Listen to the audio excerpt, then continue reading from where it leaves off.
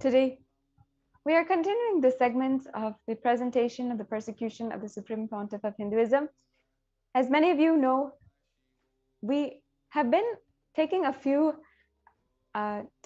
minutes every single day, a few segments, in order to share with each and every one of you the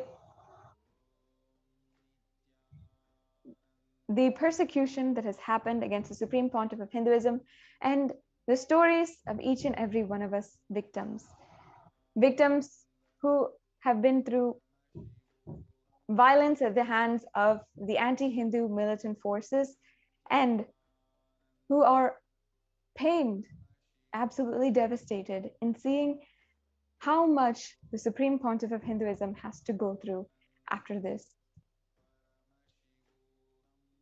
Over the last few days, we have been expressing, sharing the stories, the details of the stories that many of you may not know about, may not understand how the women of Kailasa have undergone so much. How we have, at the hands of anti-Hindu militants and so many other criminals, been victim to sexual assault, child abuse, assault, brutal rapes, and unfortunately, so much more. At this time today, we'd like to continue and present to each and every one of you more on the persecution that has happened against the Supreme Pontiff of Hinduism. The Supreme Pontiff of Hinduism has stood for the empowerment of women from the very beginning of the revival of Kailasa by reviving the Sannyasa Sampradaya for females, by reviving the Rudrakanya Sampradaya, and so many women-based lineages, including the Bhairavis, Rudrakanyas, Yoginis, and other very unique Sampradayas that are female-based, that are for women. In each of these, empowering women to express the ultimate and infinite possibility that is inherent within all of us.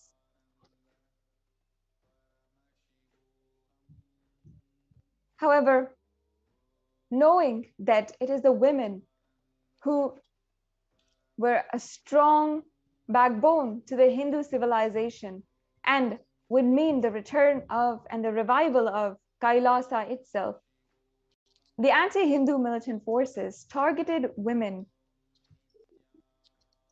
in order to destabilize the entire population and make sure that Kailasa would not be successful. At least they tried. In a series of attacks, the anti-Hindu militant forces targeted the women and children of Kailasa in order to entirely destabilize the entire revival work that was ongoing and completely jeopardize the future of the whole revival work and the nation that was already successfully revived by attacking the women and children. We have seen in so many different examples how the UN has shown case by case how the UN has shown case by case how the women are used, and the rape of women is used as a tactic, as a weapon of war to entirely execute a cultural genocide. We've seen this in the Cambodian genocide, Rwandan genocide, and the Jewish Holocaust, and many other devastating examples where violence against women is a weapon in the hands of the anti-Hindu militant forces and the terrorist forces, and they have used this to execute their cultural genocide. And not just in the other cultures, genocides, but also in the Hindu Holocaust. It was the rape, enslavement of women and children that shook the Hindu civilization. And today, what they continually try doing to attack the Supreme Pontiff of Hinduism and ultimately execute their plan, their strategy to eliminate the Supreme Pontiff of Hinduism. Today, we'll be understanding the events that happened in 2012. In June of 2012, the attacks that had happened against the women of Kailasa and the Supreme Pontiff of Hinduism himself. So I now welcome Ma Nitya Bhaktikananda Swami to explain to us, as a first-hand witness and one of the survivors of the attacks of 2012, and we'll now understand from her what happened in that time and what was going on. Yes, Ma, thank you so much. Nityanandam, dear viewers, as you are all aware, you have been tuning in every day to this segment, morning and evening. And we have been going through a series of presentations to you to explain the continued persecution, attack on the Supreme Pontiff of Hinduism, our beloved Swamiji, and Hinduism, and the colossal, huge good work that the Supreme Pontiff of Hinduism has been doing for humanity. As you know by now, Hinduism has to be understood as not just a religion, but the greater science of enlightenment that will meet the purpose of each and every one of us on the planet, which will meet the purpose of our very birth, and also help us fulfill all our worldly desires as well.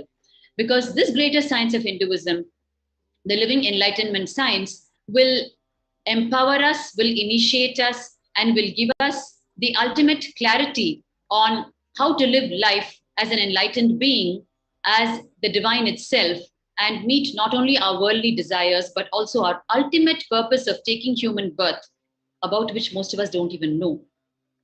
The ultimate purpose of each of our human birth is attaining enlightenment. So it will help us do that as well. So this greater science will create empowered individuals across the world and raise the frequency of consciousness of the entire planet, of not just humans, but all living creatures, and take us back to the global enlightened civilization that once upon a time existed on planet Earth eons ago, before the systematic destruction of the greater science of Hinduism started happening by the anti-Hindu elements. The reasons we have discussed in detail over the past couple of years. What are the reasons for trying to destroy this greater science of Hinduism?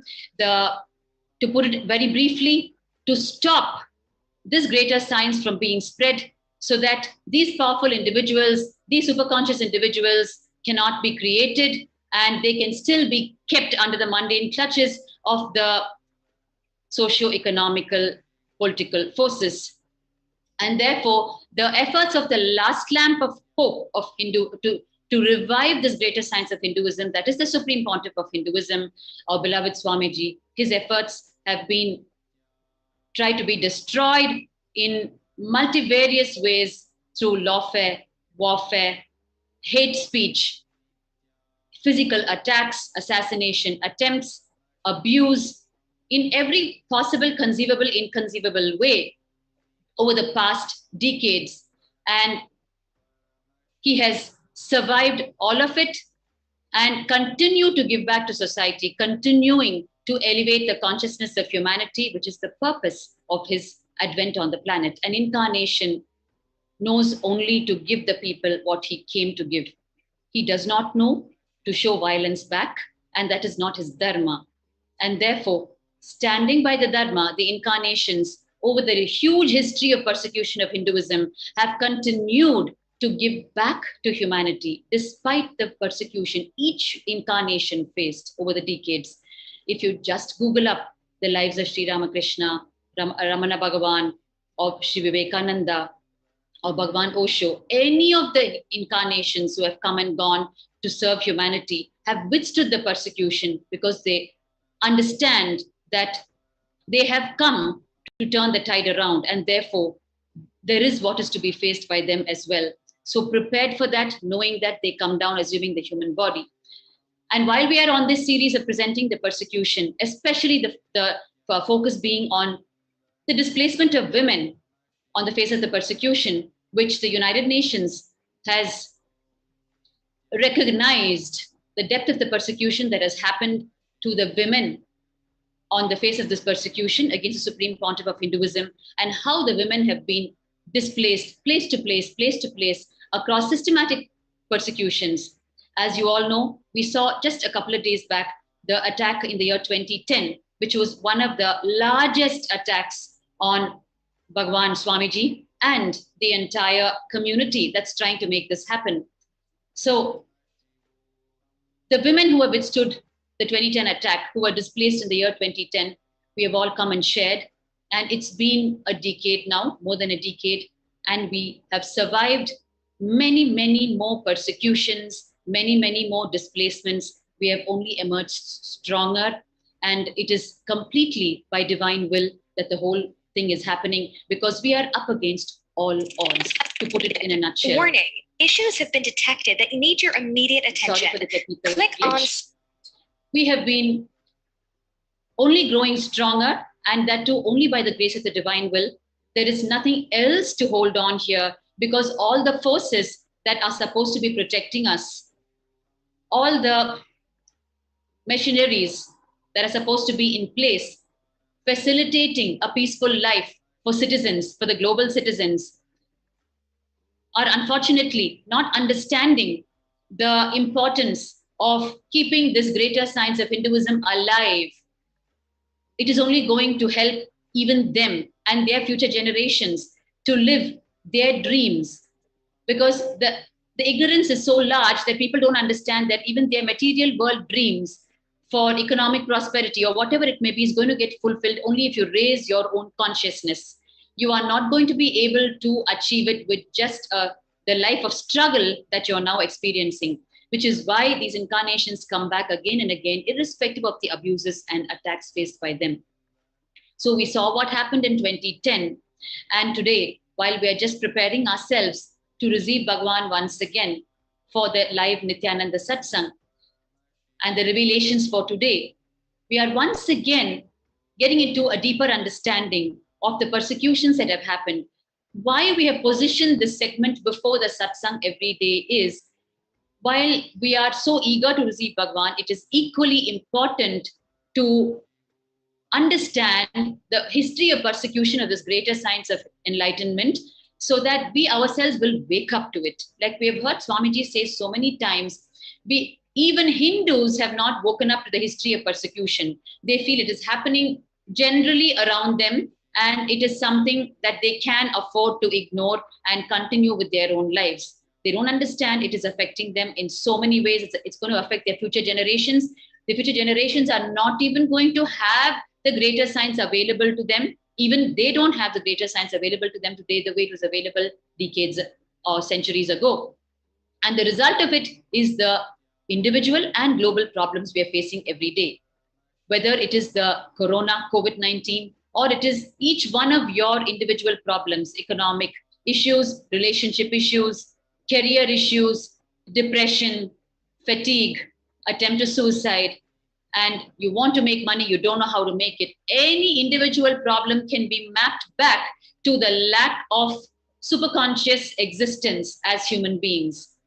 Unless we understand this, and unless we understand that there are forces at play who are systematically trying to destroy this greater science of Hinduism from being spread, so that they can prevent the, once again, establishment of powerful individuals on the planet who will not cater to the mundane political, economical, social clutches, who will want to live a liberated life, who will create a Satya Yuga, one of pure righteousness, million times more than the systems available today, the original Hindu Dharma, so that the entire world can live as a global enlightened civilization, so prosperous, so rich, each one fulfilling their own dreams. That is the Satya Yuga. That is what the greater science of Hinduism will bring, including the perpetrators who are unfortunately not understanding this. Even their lives will be raised a millionfold if the Satya Yuga is reinstated. Unfortunately, only when the demonic qualities and low-level understandings in us leave us, even the perpetrators will understand why even they need this greater science to be spread. And they will actually even be able to join hands in allowing the incarnations to do their job. Today, just before we're preparing ourselves to receive Bhagwan, we are going to look at the persecution that happened in the year 2012, which is one of the most venomous, multi-pronged attacks on Bhagwan and the whole effort of making the Kailasa nation happen, and on the sannyasis and specifically the women. In the short time that we have left with us, we will only be able to about start the attack that happened on 2012. And in the subsequent pre-satsang segments, we will present to you the complete details of it. I have joining me today Manikyapurna Priyananda, one of our sannyasis, who's from the Western Hemisphere and who has lived the life that she wanted to live and understood the need for protecting this greater science of Hinduism, and has dedicated her entire life for it, sacrificing everything what she knew earlier about life and in life, and has understood that what lies ahead, the need of the hour, is to protect this science. And she has adorned Sanya. She will be joining me today in today's pre-satsang segment. So what happened in 2012?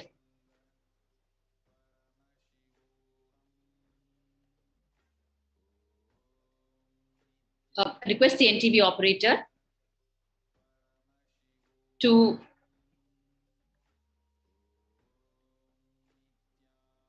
provide the feedback so I know the global audience is able to see and hear me.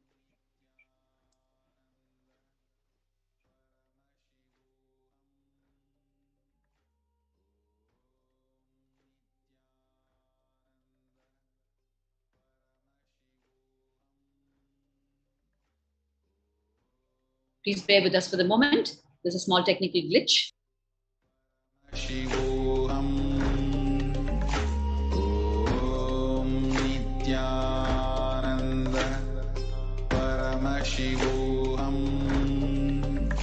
Om Nithyananda Paramashivoham. Om Nithyananda Paramashivoham. Om Nithyananda Paramashivoham. Om Nithyananda Paramashivoham. Om Nithyananda Paramashivoham. Om Nithyananda Paramashivoham.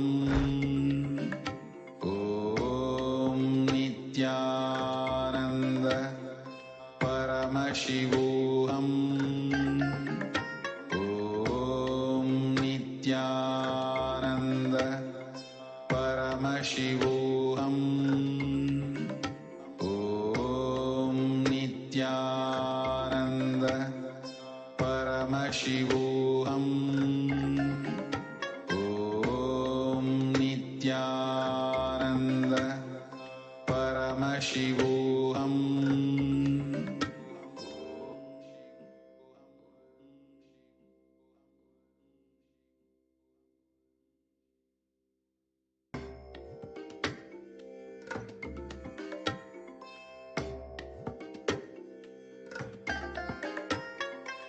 I bless you all.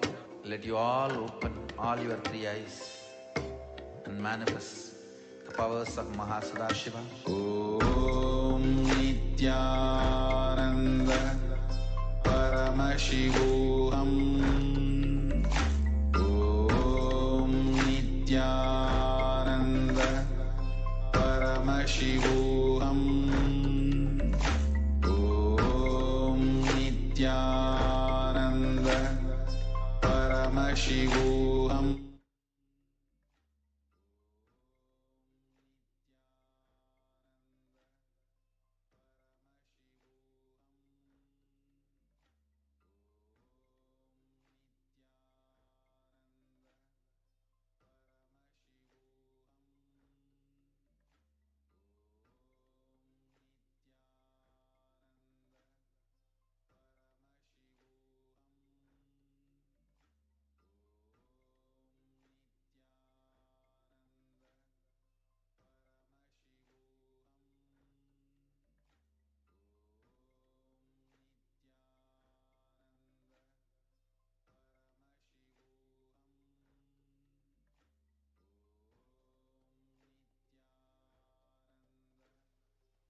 Yes. Sorry for the technical glitch. We are back. So we are here understanding the persecution that happened in the year 2012, which started around the month of June. Of course, it has been a series of attacks and a series of efforts to stop Bhagwan's mission continuously for the past decades. But it once again gained momentum with a focused multi-pronged attack on the 7th of June 2012. On the 7th of June 2012, actually Bhagwan Swamiji had called for a press conference. As you all know, there is the false rape case against Bhagwan, the perpetrator of the false case, the NRI woman, who is also a carrier of 4 sexually transmitted diseases, STDs, which she hid from the officials while slapping the false rape charges. Her medical records were obtained legally through the judiciary system, and that revealed that she was a carrier of the 4 STDs, which would straightaway disprove her false rape charges against Bhagwan, because it was medically proven that there is no STD in his system, and there is no way that a carrier of 4 STDs could have even one physical relationship with a so-called rapist, and the rapist is not carrying the STD in him. Whereas the false rape charge accuser has claimed 40, 50, 60, 100 instances of rape and happily carrying the 4 STDs in her, not even dreaming that it will be out in the open.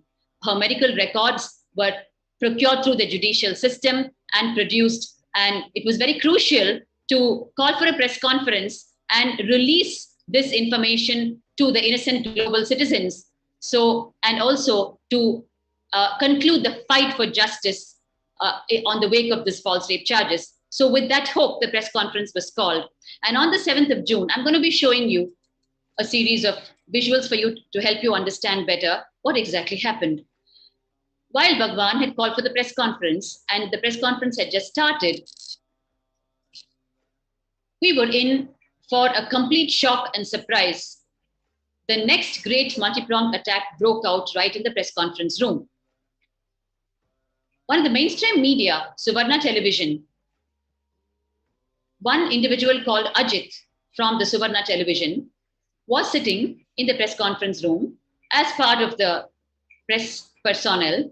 And while the press conference was going on, barely a few minutes after it started, he stood up with a package in his hand. I'm going to be sharing this with you.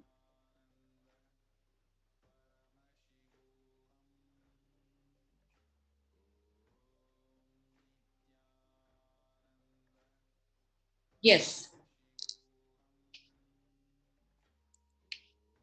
As you can see here, this is the individual. As you can see, the press personnel are sitting behind him, and he just stood up with a package in his hand. And they had no clue And he started walking towards Bhagwan, who was on stage. He started walking towards him with a package, claiming that he has come to serve a summon which Bhagwan has been evading, and it is a summon from a foreign court. We were shell-shocked because every single false charge that has been slapped on Bhagwan has been taken care with such systematic, meticulous, through such a systematic, meticulous legal team. In spite of the fact that we've been slapped with so many rape charges and so many false charges and so many sections of the judicial system, continuously the legal team has been attending to it. And here, this individual comes with one more accusation, and this time it was combined with a life attack as well, because we later discovered that the package he was having in his hand, the unidentified package, which he claimed was a summon from a foreign court, which Bhagwan was evading, which Bhagwan also clarified then and there to him that no summon has been evaded, and he has been abiding by the law to the T. In spite of that, he was advancing, and we later found out that the package was an anthrax carrying package, which was the weapon he was carrying in his hand to once again try to destroy the life of Bhagwan. And as he started moving towards him, we understood what was happening, because he was not listening to the replies that Bhagwan was giving him, that there was no summon being evaded. Instead, his focus was on advancing towards him with the package. And therefore, a few sannyasis and residential Adim Kailasa Vasis actually started moving towards Ajit and tried to stop him from delivering the package, from flinging the package onto the stage. And then we did not know that Ajit had his henchmen already stationed inside the press conference room and under the garb of press personnel. And they were members of the Karnataka Navanirmana Sene. And he and his henchmen actually sprung into action and started assaulting each one of us who was only trying to protect Swamiji. And we were only trying to tell him, sir, please move. Sir, please move. That was the only thing we kept repeating to him. And he refused to listen. He completely executed what he came for, almost, except assassinating our beloved Swamiji. Because we stopped him right there, and we somehow started moving him out of the hall. And even our efforts, actually the screen you're seeing in front of you, a little more background about the false rapist, the false rape accuser. This individual is a carrier of 4 STDs, and as you can see in front of you, she has filed the same false rape charges in the United States District Court in the Southern District of Ohio. And there the case has been thrown out of the court, and she has been penalized for 3 crore Indian rupees. As you can see in front of you, that the court order itself is there in front of you, and the case has been thrown out on her face as a false rape charge. And unfortunately, the same case in India has been taking a decade long, and we're still fighting for justice. We still hope and stand for justice. And meanwhile, when this Ohio District Court order was presented in the Sessions Court as an individual case in the Bangalore city, the Bangalore city, the City Civil and Sessions Court also passed an order. You're going to see in front of you, yes, passed an order penalizing her for the same amount of rupees. It is there right in front of you here. But unfortunately, the parallel decade-long case that was originally filed by the false rape accuser is still prolonging, not willing, for God knows what reasons, not willing to recognize the falsity of the case and just close the case on the face of pure righteousness, dharma. This is the false rape accuser who actually, this is a series of interviews that the false rape accuser had with a very Suvarna television from where Ajit emerged.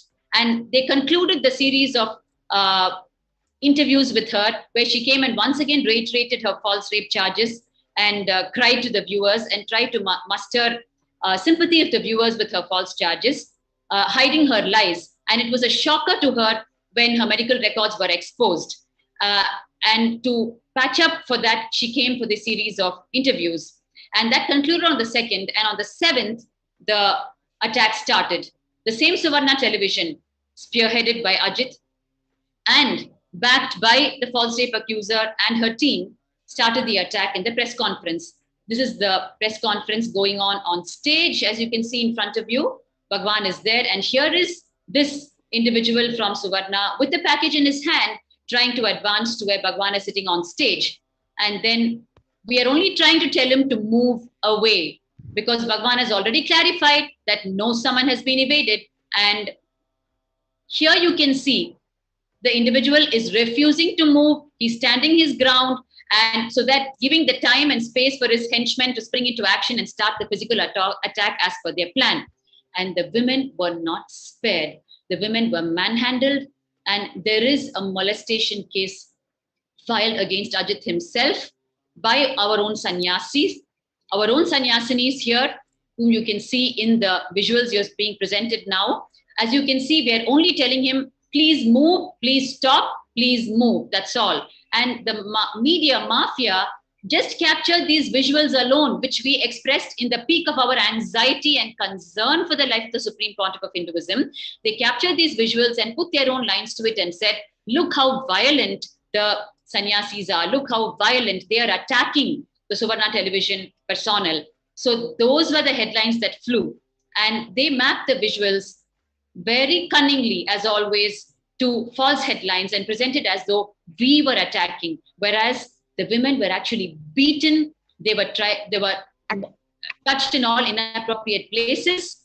Actually, Bhaktika Swami, sorry. Yes, ma'am. You were there Go that ahead. day yourself, right, Bhaktika Swami, when this attack happened? Yes, ma'am, very much. Inside the Yes. press conference room. So can you share your personal experience of, were you also attacked during this whole scenario that was happening? Were you also manhandled the way Achla Swami and so many of our sannyasis were? Absolutely, ma. The way the scene unfolded, as usual, it was a complete surprise that sprang on us from out of thin air. We were there conducting the press conference, and they turned the press conference room into a war field. Oh, of course, it was a one-sided war as usual from their side. And we were so many female sannyasis there, and they did not hesitate to physically manhandle us in front of so many people. And they were just pushing us, shoving us around. You can see in front of your eyes, Manitya Achalananda Swami being actually manhandled by this individual from Suvarna television, Ajit. Yes. And you can see it on the right-hand side also. It was a shocker to us women, because we thought at least if we go in the forefront and try to stop them, they will back off from the attack. But actually they got more aggressive. I will never forget those days, ma, because it was the one more time we had to be displaced from our own home, our own monastery, because we had to fight for justice through the legal system, and it was not safe to stay in the campus anymore. And this was what led to our illegal arrest. This 2012, what you're seeing in front of you is the 7th of June, where Ajit started the major attack. And by the time we got him to move from the campus, it took such a long time. And then what happened was they came back in the evening, and we were still groping with the, we're trying to cope with the impact of the attack. Yes, because the women were hurt, abused, and it was a shocker to us. And we had to once again think of how to keep the body of Swamiji safe and alive. And we thought it was over with the morning. But then what happened in the evening was, ma, you can see here the continued attack on Manitya Achalananda Swami. Yes, ma. From the perpetrators. They were so relentless, like continuously. Yes, ma. You can see here, ma. Actually, Achalananda Swami, as a female sannyasi, is only explaining to the press the inhuman, unbelievable attack that has just happened on us. But the way she was portrayed is that, she's so violent. And of course, they masked off all that she had to say, because if anyone heard what she had to say, they would have understood the whole happening. But the innocent public only consumed the visuals along with the commentary by the media mafia. So they only hear those false headlines and news, and matched with these unfortunate visuals. Yes, you can see here. She was also personally attacked. She was also sexually violated that day itself. And no. Yes, ma. She was sexually violated by this individual, Ajit, and she has filed a case for it. As you know, Ma Purna Priya, our only recourse is legal recourse every time. With the only hope that justice will prevail. Here you can see, Ma, the evening attack. I was actually at the gate, Ma, when this attack happened in the evening. So What happened was after the morning, yes, after the morning attack was over, we were still putting the place back into shape. And suddenly we heard voices at the gate again. And we all rushed to the gate. And what met the eye was a Suvarna OB van, means a live relay van, along with the Karnataka Navanirmana Sene militants. They came together again, this time armed much better and in bigger force with the live relay van. And they actually jumped over the gate. You can see that in front of your eyes. They all started jumping over the gates with huge stones, boulders, and rods, and they started attacking us raw. You can see the red circle here, the stones being thrown on your left-hand side. And I was right there at the gate. Sorry, Ma. I was just saying they're very large stones that usually they would hurt somebody if they hit anybody. Ma, like how we were seeing, Ma, even in the case of Kailasa and Trishulam, when the attack happened on the women, just ruthlessly and without even an iota of humanness in them, they were just flinging raw boulders, stones, rods, and wooden poles. And the same thing repeated here on the 7th of June, 2012. Here you can see one of the administrators, he sustained a 3-centimeter cut on his head and had to undergo surgery with 33 sutures administered on him. God. You can see here, he's entirely smeared with blood, and they even stopped him. By the time we even got him to the hospital, it was a challenge. He was even stopped from moving to the hospital. That was a fight. And you can see here next what happened at that time at the gate. You can see Ma Nithyananda Swami in this visual. She's actually being attacked not by one person, but by multiple people. They're trying to disrobe her in front of your eyes. And mind you, this is happening at the gate. And it was one of the most unbelievable scenes for me. While I was trying to protect myself and I was standing at the gate, Sorry, Ma? No, I was just saying the whole thing is being filmed. Like, this is a news channel. That Ma, I'm sorry, I was not able to hear you completely. Sorry, Swami. I was saying that this whole thing is being filmed as this is. So as you can see here in front of your eyes, Ma Nithyananda Swami was actually tried to be molested. Yes. It was all being live relayed by the OB van, which they had come equipped with. Okay. God. So the idea is to present an image that this whole place is a place where you should not be living, so that everyone will flee from the place. The women will get displaced because of the attacks that are happening, and future women will not be able to enter because of the scenes that are meeting their eyes. You can see here the sannyasis completely getting assaulted by multiple people, not just by one. There were 4 or 5 people attacking each person, Ma. Yes. And if I can go back to this, I was actually standing right there, and in front of my eyes, this was happening to Mani Anatmananda Swami. It's one of the scenes I will never forget for the rest of my life. And when we thought that we were almost done with this attack on the evening of 7th of June, what actually happened was we decided, all right, now once again, we can only make this known to the officials and to the innocent public so that justice will prevail. So let us call for another press conference where we explain, this time we will somehow stop the entry of such vicious elements, and we will explain what happened on the 7th of June and what we had to undergo, just the previous day. So we thought we will call for another press conference on the 8th of June. And therefore, what we did, we called for a press conference on the 8th of June. And of course, for this press conference, we could not afford to have Swamiji on stage. His life was already under attack on the 7th. And therefore, on the 8th of June, we decided as sannyasis, we will present to the people, to the innocent public, what happened the previous day. And therefore, we once again called for a press conference on the 8th of June. And now I'm going to be sharing with you what happened on the 8th when we called for the press conference.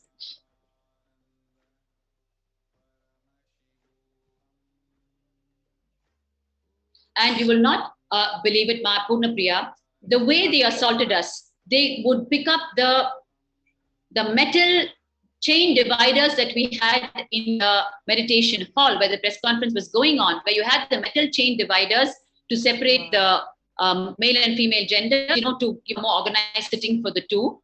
They just picked all that up in their hands and actually smashed it on our heads and smashed it on our bodies. They took the chain and beat us with the chains. They took the circular metal dividers, metal dividers, and hit us with it. And they were carrying rods in their hands. They beat us with the rods. All this on women, mind you. So this was on the morning of, yes, ma'am. And then after this, they accused you guys in the news channels. They're accusing you of beating them. Yes, which is what happened on the 8th. I'm coming to that now in just a few minutes. So after the murderous attack of the previous evening, we had to tell the people about it so that they know what is happening inside the campus, because what met their eyes, the commentary that went, the false headlines that went, was a complete fake news, right? So we had to tell them what the reality was. So we called for the press conference at around 8:11 a.m. the following day on the 8th of June. And the sad thing was, Ma, even before Bhagwan could present the medical records of the false rape accuser and convey to the people the purpose of the press conference, even before he did that, the attack started. Of course, that was the planned strategy, so that will never be able, we will never be able to deliver it to the people, and the people will never get it straight in their heads. They will be kept in false opinions, false judgments, wrong judgments about Bhagwan and the Kailasa mission. So that was a strategy. So therefore, just within a few minutes starting off the press conference, the attack was executed. So on the 8th of June, what happened was we called for the press conference, and we just started the press conference. And in just a few minutes, even without our knowledge, actually, these elements had entered again with false press report badges, and they had their weapons inside their outfits, and they had their Karnataka Navanirmana Sena scarves inside their clothes. So we actually completely missed it at the gate, and they were allowed entry even without our knowledge. And so therefore they were inside the hall again. So we had barely started the press conference and started explaining what happened the previous day when the whole attack again started on the 8th. And what happened was they once again sprung up and started assaulting all of us brutally in the press conference hall. And what happened was they started beating and attempting to molest all the female sannyasis. And I still remember I was trying to catch the eye of the camera that was moving around and try to explain to the people. Here you can see, actually, we're all just about starting the press conference. Mm-hmm. We're just telling the invocation prayer before starting to speak. And we're trying to explain to them the truth. And here you can see, minutes later, the attack has broken out. And here they're manhandling our residential Adinavasis and sannyasis. You can see here. Yes, they didn't even out with the yellow stars to speak. And before that, they started attacking and assaulting the women. And Bhakti Swami, you were also there. Can you share your personal experience? What was it that you were going through at that time? Seeing all these people for the second time attacking you. What I was going through is, Ma, on the... Just continue, Swami. Yes, Ma. First, it was a complete shock, Ma, that such physical attacks can happen, right? So, and that too when women are involved. I was thinking until then, at least where women are involved, there would be some downplay. But it was a raw truth that hit me at that time. I could not believe what was happening in front of me. I could not believe they could actually stretch their body and arms and beat and touch women on their chests and manhandle women in front of our own eyes in public. They were doing that. You can see now the striped t-shirt person actually physically touching Ma Achalananda Swami on your right. And what went on in my head at that time was, I don't think we can expect any justice from this scene, because if ever there was justice available, this scene would not have happened, or it would have stopped within just a few minutes. And by the time we could even get the police to the scene, as usual, the planned attack was over. And what I was doing is, what I was going through is, at least let me move around and try to catch the eye of the camera and explain to them that what is happening is an attack on us, not an attack by us, like how the false headlines were already running. But the camera of these mafia people kept evading me. I was actually getting beaten on one side, and on the other side, I was trying to somehow shout out to the cameras, we are being assaulted. They kept moving the camera away from me because they realized what I was trying to do. And they will not be able to separate out the footage between the attack and my words, right? So they were just continuously moving away from me.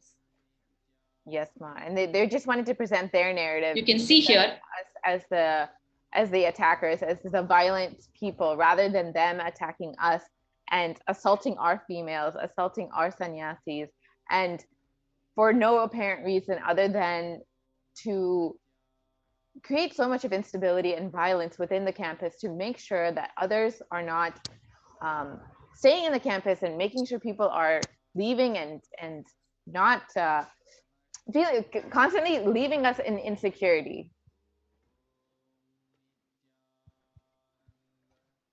Yes.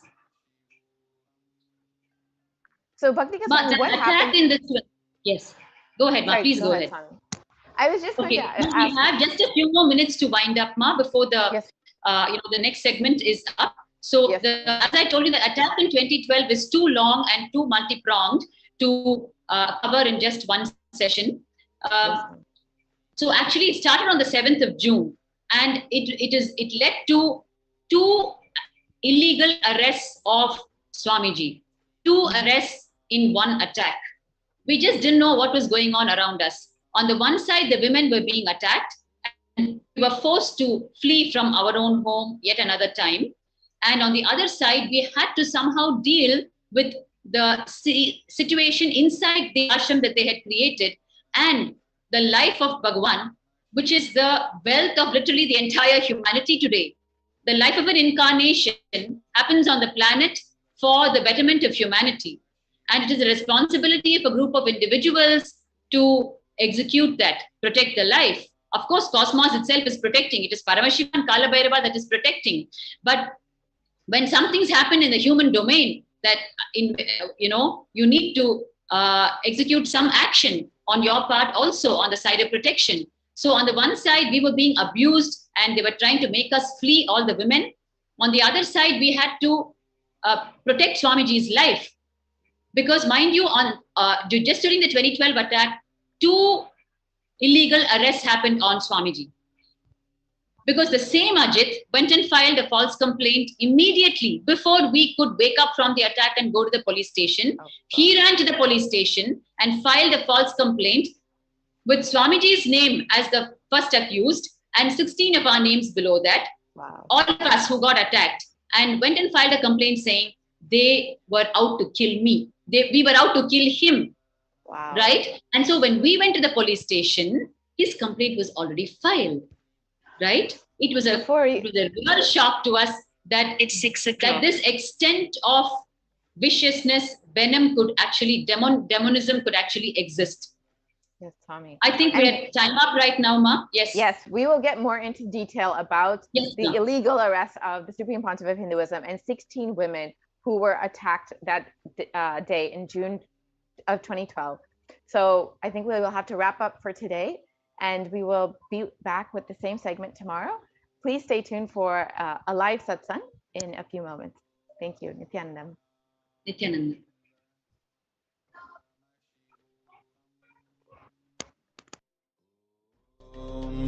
Nithyananda Paramashivoham.